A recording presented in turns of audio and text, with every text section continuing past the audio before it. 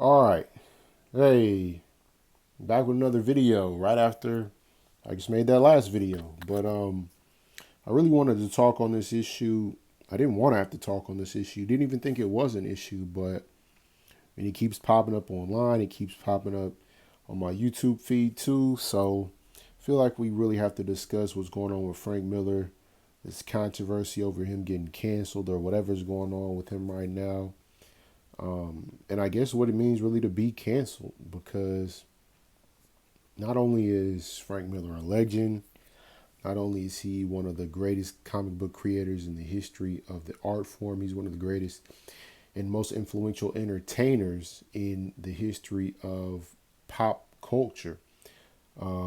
He changed how people think about Batman. He changed what people think about superheroes. He deconstructed the idea of a superhero 30 years ago, 40 years ago, reinvented Daredevil, reinvented Batman. Well, actually, when it comes to Daredevil, he invented Bullseye and um, the dynamic between him and Elektra. Um, he invented this whole new concept of Daredevil being amongst ninjas, giving him an entire lore and a world beyond just Hell's Kitchen. He really deepened the character and gave him a lot of nuance. Batman, of course, through The Dark Knight, through Year One, All Star Batman. He's created so many amazing, remarkable moments in the history of entertainment that have been translated into film, been translated into animation. He's really just a visionary. But now we're reaching a point where his work can be completely erased because of anger, because of rage, because of, I mean, yes, xenophobia, but at the same time, he's contributed so much to the comic book world. It doesn't make sense to throw him under the bus because of something he's already been canceled for. That's the more confusing part. He's apologized about the Holy Terror comic book that he made before. He's apologized for creating it. He said that he couldn't make anything like it now and that he was ashamed of what happened. He's been shunned before for that book, for All Star Batman and Robin to a lesser extent, but he always comes back. He bounces back. Um, it doesn't make sense to remove him from a new con now after he's already apologized. He's already been canceled. He's already been discredited. And he's an older guy now. He's a frail guy now. There's really no guarantee he will exist much longer on this plane. So the opportunity to talk to him is really rare, really important.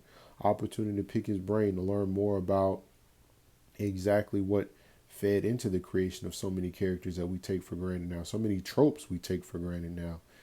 Ninjas in popular culture are him. You know, he created the Teenage Mutant Ninja Turtles. If you go back and look at the legacy of the Ninja Turtles, they were created as a parody of his work. So without him, we wouldn't have one of the most enduring pop culture legacies of all time. You know, right up there with Mickey Mouse and SpongeBob. So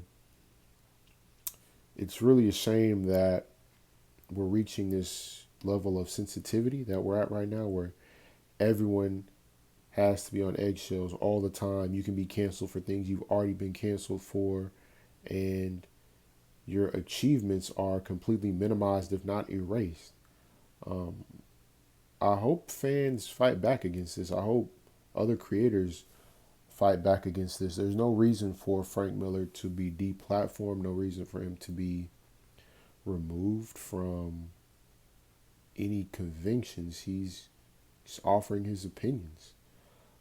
He used his art to voice distasteful opinions in the past, but um, that's his right as an American to have free speech. And further, he's already recognized that what he said in the past was wrong. So if there are people like James Gunn in the world that can make great films, films that a lot of people enjoy and look forward to, um, then Frank Miller should be allowed the same grace, the ability to apologize and move forward, mature as a person, and change. And I feel like that's what we need more of as a culture. We got to be able to grow up. We got to be able to change. And I hope we can all do that in our own personal lives. And I hope we leave other people with enough room to grow and change and develop as well. We just have to cut each other a little bit of slack. But anybody else want to share any thoughts? Anybody else want to tell me where your head is at? And please leave a comment. And man, it's really sorry to see this happen, and it couldn't have happened to a better person at the worst time in their life. He's a legend. I hope nobody forgets that, and I hope that as we try to stop the bad guys, we don't get to a point where everyone is painted with the brush that they're bad, and not just bad, but evil. Not just evil, but deplorable